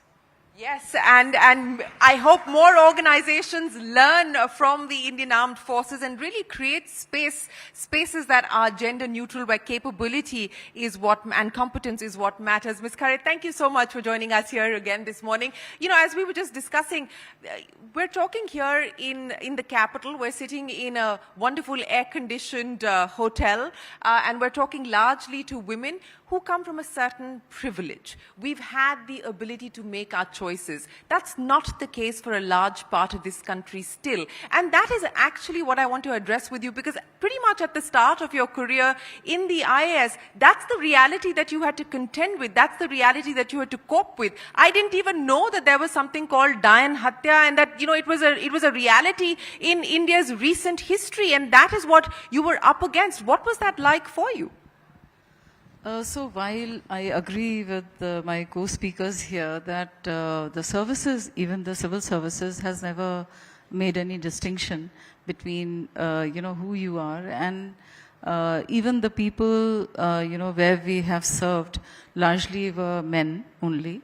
But since I have served in both Bihar and Jharkhand, there also you were taken up more as a professional and as a good leader, as a good executor, and not so much about the gender. However, the reality is definitely for a large part of society has been such that, there were some cases of this Dayan Hatya, and in my early, very, very early, postings, this must be about, I think, 1997 or so, where... And 1997, ladies and gentlemen, is not very far back. Can you imagine that this was the reality in 1997 in India that a young IAS officer had to deal with? So I was told that, the place of my posting was very peaceful, but I came to know that occasionally, there were these Dayan Hatya cases which were open and shut, and the police also, they just thought that, it is the village community which perpetuated this crime, and they came with the head of the witch, and along also with some of these weapons which were used to kill her. And therefore, nobody followed up, and therefore it was treated just like a, some kind of an incident. And therefore we thought that why this is injustice towards women, because for very small things like, because people did not have access to health infrastructure, if there was some person who died or was suffering with some disease, it was, some woman who maybe of some low stature or maybe a widow, they were branded as witches. And the worst is, if you are thinking that it was only for tribal society, it was not. It was permeating all societies and all faiths, all religion. And therefore we started with a, mass awareness, because we thought if people are made aware that there is nothing like, some such thing, then probably we can bring down the crime or atrocities against women. And we involved everybody, media, lawyers, politicians, people's representatives, panchayats, everybody, including the community leaders and so on. And therefore, from there, I think Bihar became the first state to actually enact prevention of, witch activities, 1999. And thereafter, many other states followed. Yeah. Other states also followed. So this showed the extent of, the problem that was existing, which I thought it was only, localized. Yeah. But it also shows the extent of the power that you enjoy and what change truly can happen if an officer decides to put their will and their might and exercise the actual powers that they have to try and make change happen, and that was very, very clear. But that's what I want to address with you. From a policy perspective, you were also involved with the DBT, which is the direct benefit transfer program that the government has put in place, which also ensures that, the benefits reach the actual person that deserve the benefits or are entitled to the benefits. That is another example of policy working for people, not people working for policy. So as somebody in the IAS, as you're looking at governance, what have been some of the key lessons that you take away that you believe we need to focus on and prioritize? So when we started with the direct benefit transfers, that was 2013, and virtually there were hardly any takers because it was considered to be too theoretical, and we were basically targeting, all the beneficiaries who belong to, poor strata, and therefore they were illiterate, and including, half of them were women whose financial inclusion, wasn't there. I mean, it was very poor. So it was a very, very challenging task, and there were, people who would think, this will not work in our country. I mean, these things can only, work in a country which is very, very, wealthy and very tech savvy. Still, we thought that this is very important, that the money or the benefits which are belonging to a beneficiary must reach without, any delay.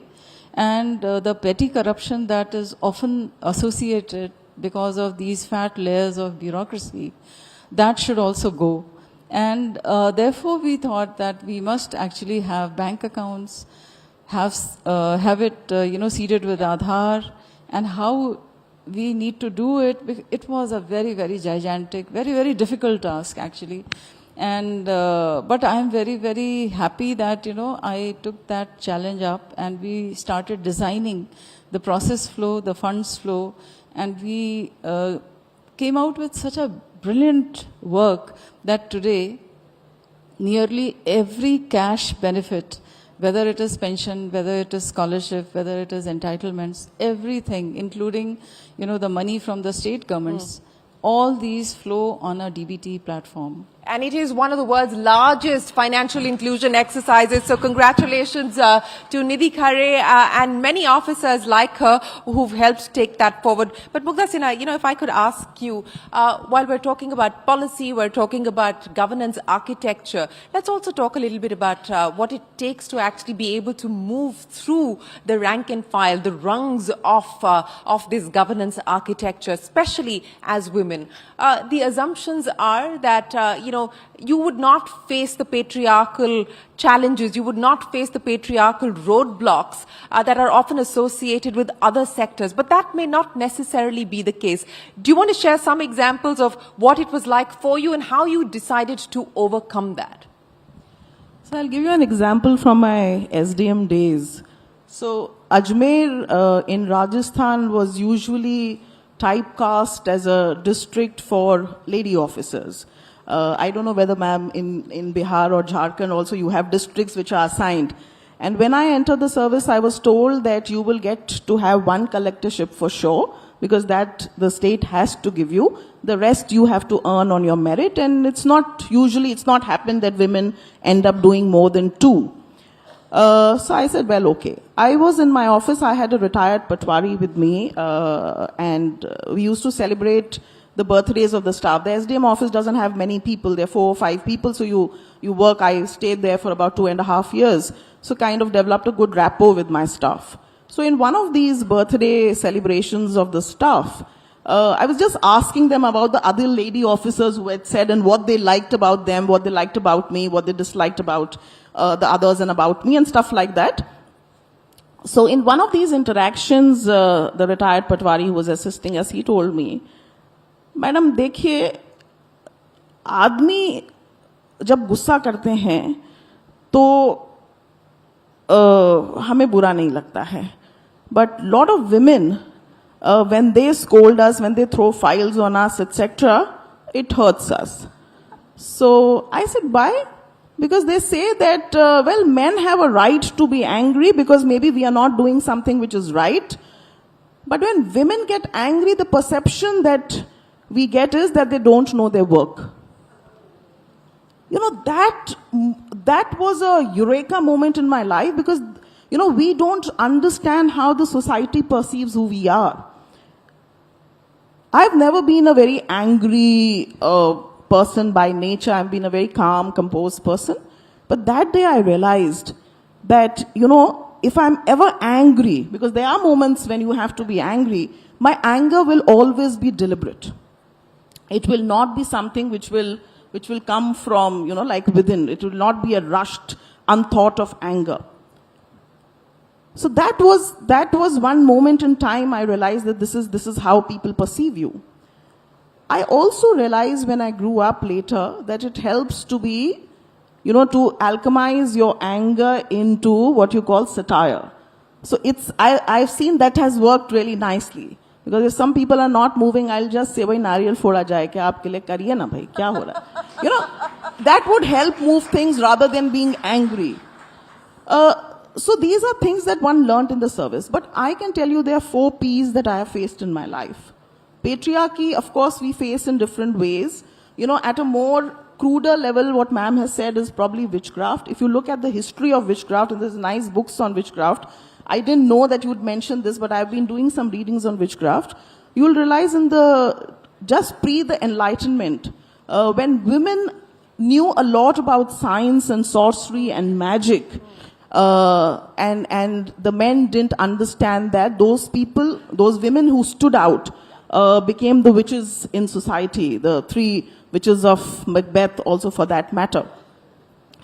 So it also happens in very subtle ways, where you are typecast not as people don't call you a witch or a Dian, but they say that they give you the same kind of reaction without calling you by that name, right? And we faced it. So I think one of the P's is P's of patriarchy that one faces.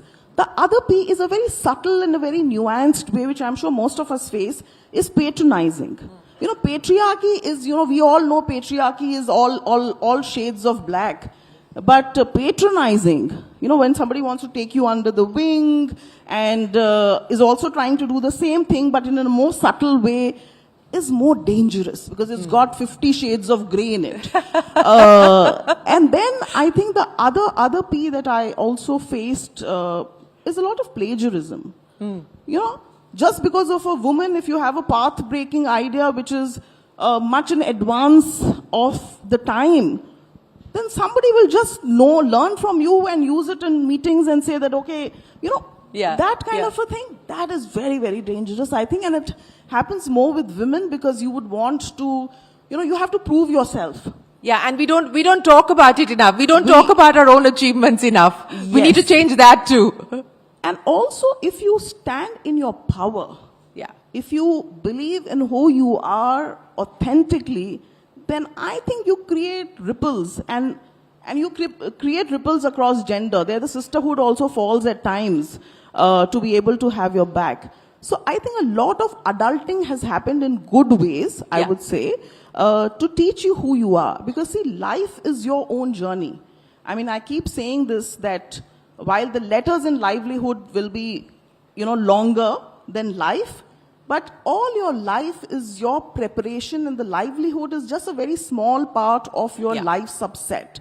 So you have to become who you are for the life that you have.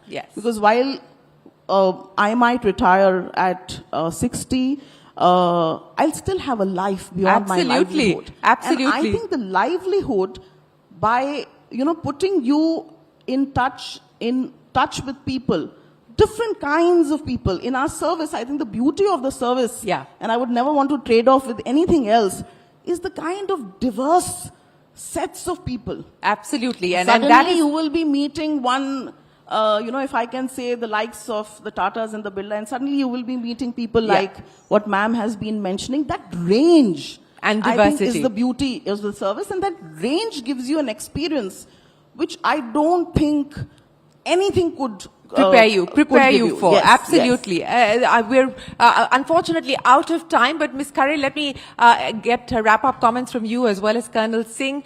The three things that you would like to leave this audience that's here with us in the room, as well as those who are watching us on TV and online, the three lessons from your life that you would like to leave us with.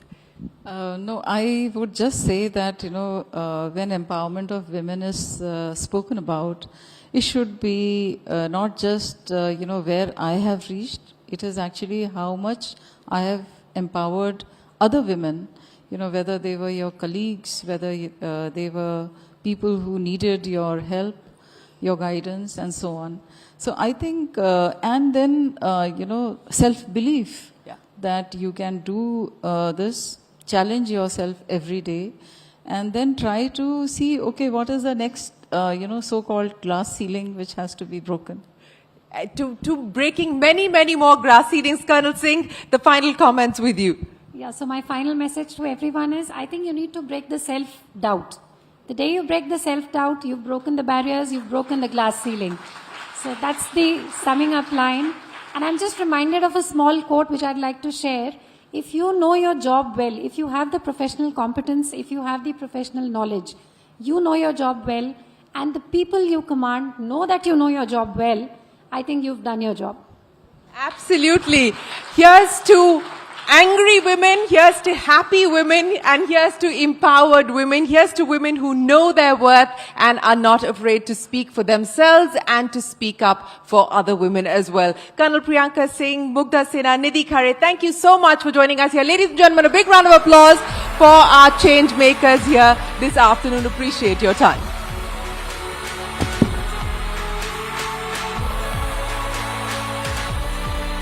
Keep that applause going, ladies and gentlemen, for this very powerful conversation. Thank you, Nidhi ji, Mugdha ji, and Colonel Priyanka for that very enlightening, resilient conversation. Thank you, Shireen, as well. All right. I'm sure you'll all agree that this was a confidence-building conversation as well, one that has instilled us with a new lease of hope. Up next, we present two extraordinary women who have each carved out remarkable journeys of influence and inspiration while sharing their lives with some of the nation's most prominent leaders. Both have built dynamic careers fueled by vision and passion. One leads a top media enterprise while the other dedicates herself to education and social impact. To take us through this inspiring journey of visionary leadership and impact, ladies and gentlemen, please welcome Shweta Punj. And now, it is also our privilege to invite on stage Rinki Bhuyan Sharma, who is the chairperson and MD at Pride East Entertainments, Sangeeta Saxena, who is an educationist and social worker. Ladies and gentlemen, please welcome them with a huge round of applause. Shweta, the stage is all yours. Thank you. Can we have a huge round of applause, please, for these wonderful ladies? When we think of power couples, we mostly talk about or look at the powerful men in that dynamic. But today we are talking to two powerful women who have carved a niche for themselves, who represent the Shakti in the power couple dynamic, who are power centers within themselves. They've lent their powerful voice to causes that they believe in. They show us that life can be lived the way one wants to, regardless of the pulls and pressures that comes with being part of a power couple. Please welcome Rinki Bhuyan Sharma. She is wife of the Chief Minister of Assam, Mr. Himanta Biswa Sarma, and we have the First Lady of Delhi, Mrs. Sangeeta Saxena.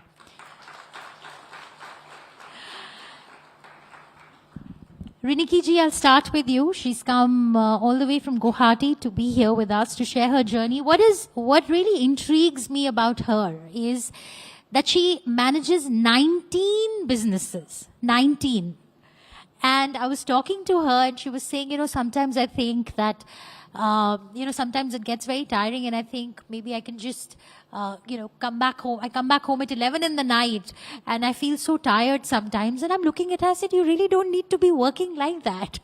But she chooses to, and she says that I love what I do, and she's built these 19 businesses.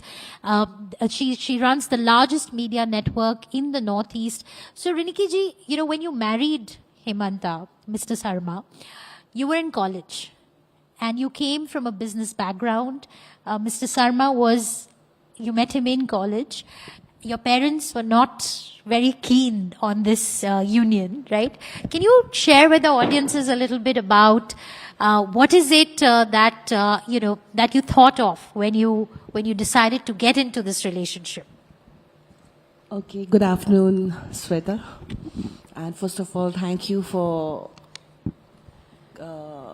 be a part of such a beautiful session of the wives of powerful people. But in this journey, when you were saying, I was just going back through my yesteryears. So, in my college days, first of all, when I met Hemanta, after passing out my 10th, I met him when I was in 11th. At that point of time... 11th grade? 11th grade. So maybe 17 years old? Yes. Gosh.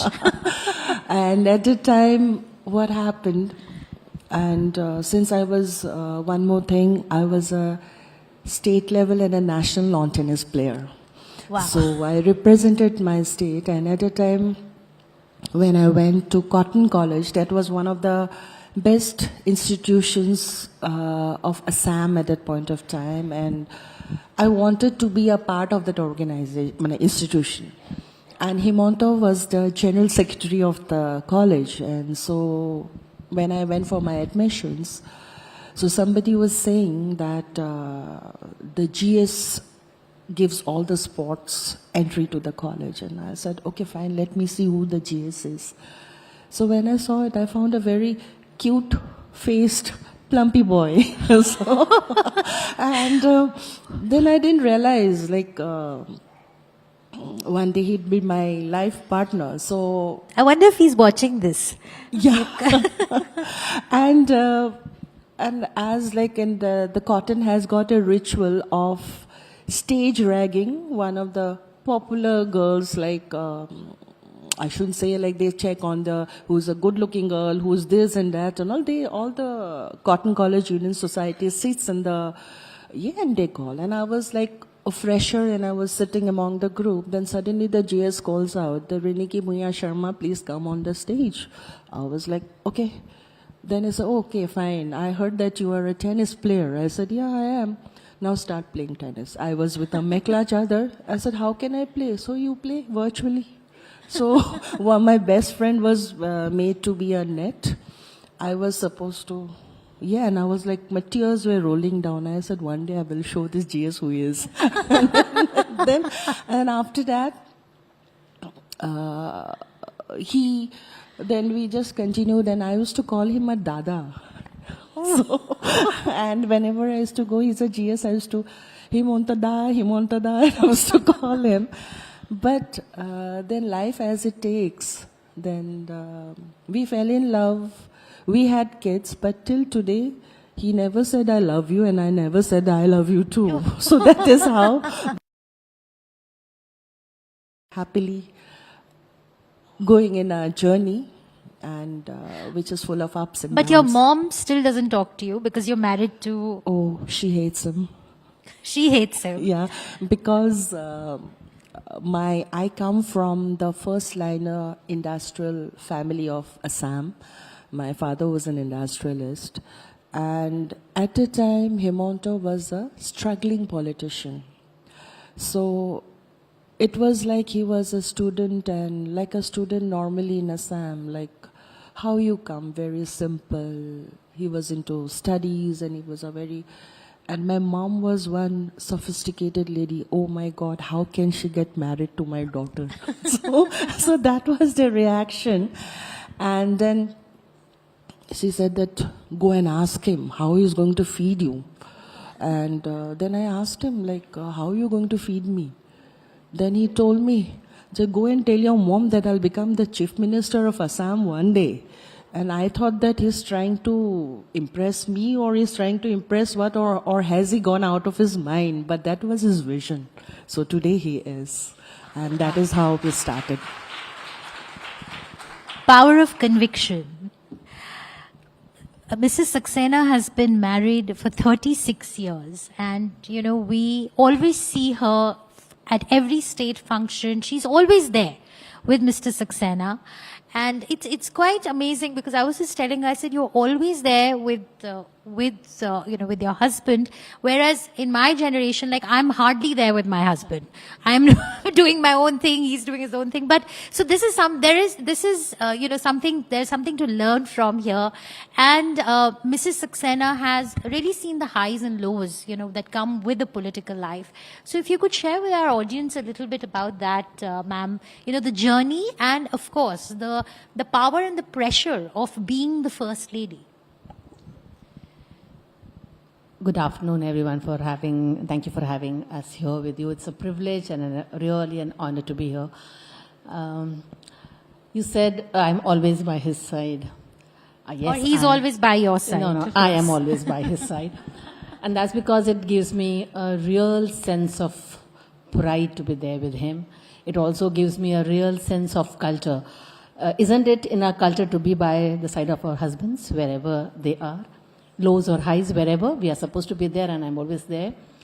But when I'm not there as in a state program or something like that, I want to just come across to people as a very approachable person, very reachable, not to be asking for any official work to get done through me. But yes, their pains I want to share, I want to give them my compassion. I don't meet them wearing that crown of being the First Lady of Delhi. I'm just very genuine with them and very authentic. And our journey together began 36 years ago when he was liaison officer with JK White Cement. And as I was brought up entirely in Surat, that was a big city, as compared to when I got married and went Gotan, where the JK Cement, White Cement plant was there. It was a very small village, and the JKs had a very small township. But it was all a very nice setup of so many families from various places in the country to come together, and we used to have nice fun, so many festivals to celebrate. The journey of my social work or as being an educator began from there. There were so many children, and there was only just one school that JK had. Today is a very big school. You all have to read about it. It's one of the premium schools in India, a boarding school. But then it was a very small thing. So to collect the children there, to teach them, like from being from Gujarat, I taught them Garba. And then we did the Navratri festival. And to teach them, to bring them together and to teach them the value of what they have. There began my journey to bring children to the level that the country today expects from them. To be responsible for the freedom that they have, to be responsible for the environment that they're going to leave behind. So that is how my journey began, from Rajasthan, then to Gujarat, and for the last 10 years in Delhi. Now to New Delhi. Well, Reniki ji, as wife of the Chief Minister of the state, does that make your job easier to run the 19 businesses that you run? Or are you constantly are you in a tussle with Mr. Sarma, trying to convince him or trying to explain, why is it that you're doing something? Why is it that you're working 12 hours a day or 15 hours a day? Actually, Sweta, like being the wife of a chief minister is itself a very happy moment for me. But the thing is that, like, the question or the answer to the question is, like, it's, first of all, if you have a true politician in your home, and if you have a by-heart entrepreneur in your home, yeah, at that point of time, it is two different poles. So like, and he's a successful politician. And when I come to entrepreneurship, in my journey, so like when I meet the big industrialists, for example, when they say that we are doing this, and I keep on wondering how this family has done it in 40 years and they have become this. And how come in 20 years I'm still doing it? It is not that I don't have my head or something like that. I'm succeeding, I'm going, but still I have to be, it is like a Lakshman Rekha that I cannot cross to. Because why? Being a politician's wife, what happens? Immediately you get surrounded, like they think us to be a trophy wife, first of all. Right. Yeah. And secondly, when they think like, okay, fine, today she is successful because she is the wife of But the that chief that minister. is with women, right? Yes. The success, the credit of the success is never given to the woman for the Women. work that she does. Yes. It's either the husband or the father. It's, yeah. Order, because just before me, Mrs. Mukta Hastina, she has spoken, like, we perceive men as they are the karta dhartas of the universe, and women are just to support. Even if they mind a phone, they are not recognized. That's right. Yes. And normally when you have got a very big tree over you, the small things takes a trouble in Absolutely. growing. Absolutely. And the struggle, it's become very difficult. So, in sometimes, like, okay, fine, being Himanta Biswa Sarma's wife, it is actually very difficult to be an entrepreneur because everybody thinks, because he's a politician in its sense, he said that, Remy, now since we know that we are all surrounding as the politics goes, and if you see me, like today somebody sees me that, madam, I have seen you in all the news coverage. Instead of being happy, you believe me, I get scared because I am depicted for all the wrong reasons. Of being a chief minister's wife, how can you become an entrepreneur? In one of the TV interviews, I told, like, mera husband to women empowerment ke liye, he is a champion of the cause. But jab wife karti hai, मेरे को तो जूते का माला पहनना पड़ता है, वो भी हर एक साइज का. Name it, and I have all the sizes in my ये. And that is where the you can say it a beauty, you can say it a irony, you can say it a struggle. Yes. That is where it lies. That is what I want to say. Like, it's a moment where you cherish being his wife. Sometimes it's a rope that pulls you back, but that is the struggle and the celebration of being a celebrity's wife. That's what. I would think that, I would say that he's a celebrity's husband, at least in Guwahati and Assam. Because you're quite a celebrity in your own right. I am, thank you. Of course, exactly. So this is the humility, right, that women deal with. We're always living with an imposter syndrome, that, right? We're always fighting that self-doubt. Sangeeta ji, what does power mean for you? You know, at the moment, like you said, that you are accessible, you want people to come and approach you, and the fact is also that people might approach you because they want to get something done. So, you know, where do you draw the line, and what does power signify for you? Power to me is that license which, you know, gives you the authority, the right to be the change that you want to see in the society.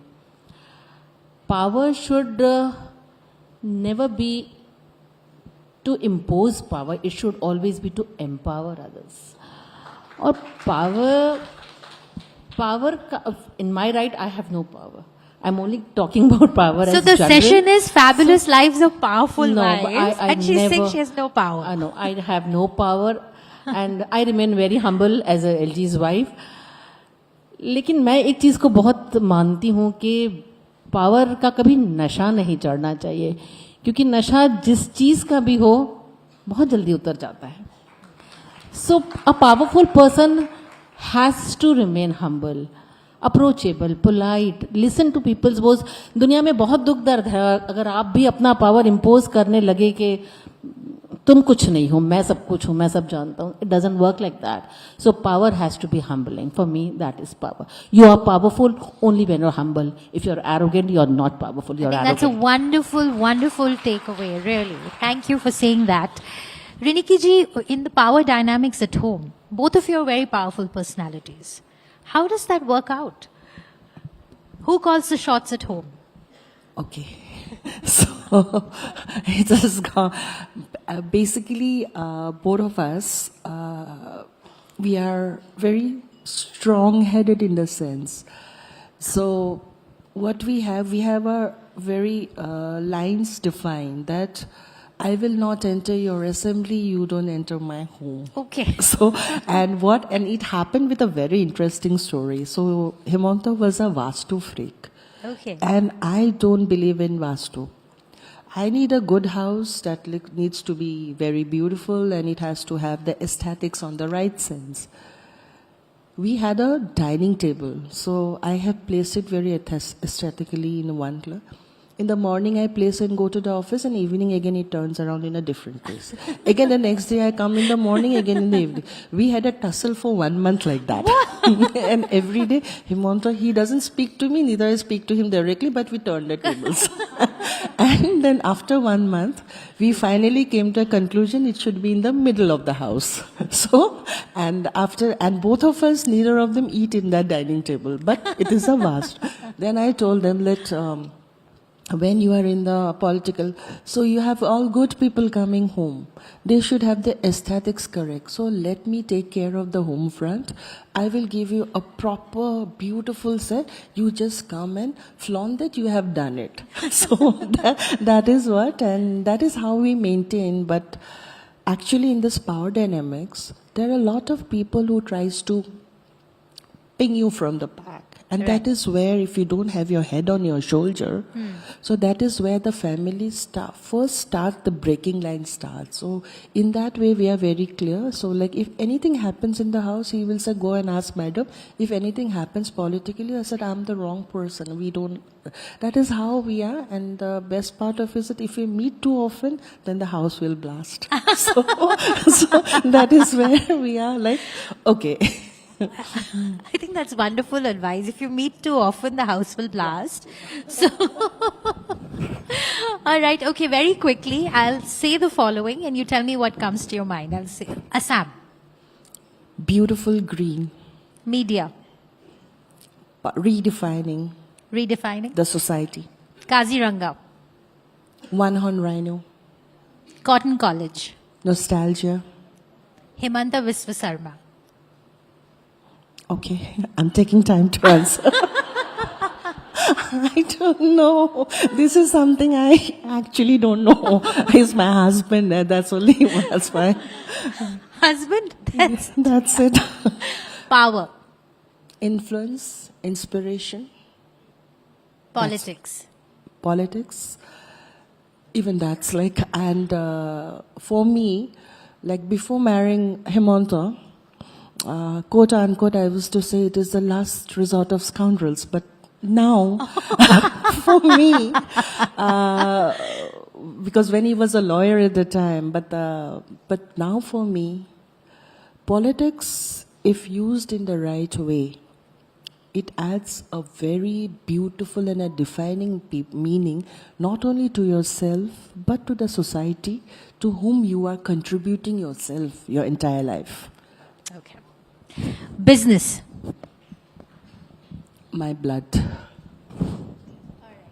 Ma'am, I'm going to ask you a few, I'll say a few words and you tell me what comes to your mind. Yes, right here. Delhi. Majestic city with monuments yet unexplored. There are so many of them. You need to visit all these places. Rains.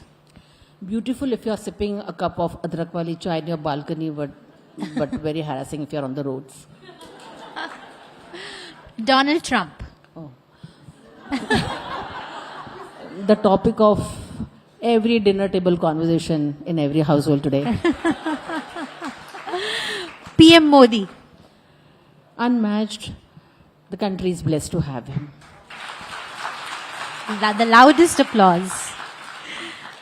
Rahul Gandhi. Unmatched again. And Mr. Saxena. Mr. Saxena again is a very difficult question. Isn't it? In very simple words, he's a very simple man. थोड़ा सा लंबा answer दे दूं इस बात का? बिल्कुल दीजिए. लेकिन उनके अपने शब्दों में अगर मैं उनको डिस्क्राइब करूं तो उनकी जिंदगी का फलसफा 2-3 उनके पसंदीदा गजलों के शेर हैं जो वो कहते हैं, वो अपने लिए ही पढ़ते हैं और कहते हैं कि ये मुझे डिफाइन करते हैं.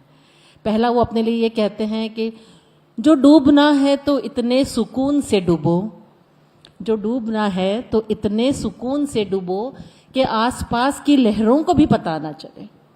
इससे वो ये कहते हैं कि जो काम आपको करना है ना वो कर जाइए, ढोल बाजा तमाशा ना कीजिए. Let your work speak for you and don't keep blabbering about your work. एक और शेर जो उनका बहुत पसंदीदा है वो है कि हम भी दरिया हैं, हमें अपना हुनर मालूम है, जिस तरफ भी चल पड़ेंगे रास्ता हो जाएगा. आपको शायद लगेगा इसमें तो बड़ी एरोगेंस की बू है, लेकिन नहीं. उनका इसका ट्रांसलेशन ये है कि I have faith in my ability, in my capacity, in my determination and dedication. कहीं मेरे रास्ते में रोड ब्लॉक भी आएगा, मैं अपना रास्ता बना लूंगा और सही रास्ता बनाऊंगा. वो कहते हैं कि ए जज्बा दिल गर मैं चाहूं हर चीज मुकाबिल आ जाए, मंजिल की तरफ 2 गाम चलूं तो सामने मंजिल आ जाए. वो कहते हैं कि चलना तो आप ही को पड़ेगा अपनी मंजिल की तरफ, मंजिल तो चल के आपकी तरफ आने नहीं वाली. So this is what he is. ये उन्होंने इस चीज को सिर्फ एक गजल की शेर की तरह नहीं पढ़ा, अपने लिए पढ़ते और हर जगह पढ़ते हैं. And that is what he actually is. I have seen him in 36 years. Whatever he set his eyes upon, there were huge challenges. Even as in the day he formed his NGO, I was very scared for him. He was a very junior officer, but he fought big oil companies. He began there with his NGO, and you all must be very aware of the fights that he's taken, and he's won them, but with sincerity, with loyalty, and with absolute humility. So he's been that person to me. Thank you so much for that. Here we have 2 different generations of powerful wives. Thank you so much. May you always wear your power as lightly as you do today. Thank you so much. Can we have a huge round of applause for both the wonderful women who came and who were very candid with us. I'm sure it's not easy being in the limelight all the time, and you are always, for whatever they do, not only are they judged, but their partners are also judged. So I think that's a huge burden to carry. Thank you so much, and a big round of applause once again.